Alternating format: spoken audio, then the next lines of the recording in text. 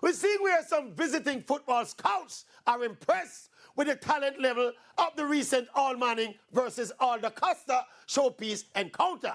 Word is that some of the Schoolboy players could get college opportunities coming out of this disrupted season, which leads back to the point when Hurricane Melissa threatened to derail the entire season. Suggestions were made to scrap the season since lots of the players were traumatized and were not in a mental space to play football.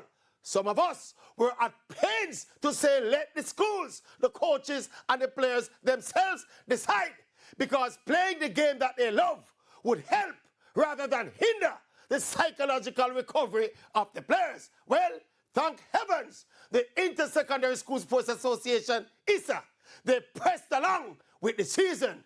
And oh, what a wonderful season it has been, with now emerging opportunities in pastures green.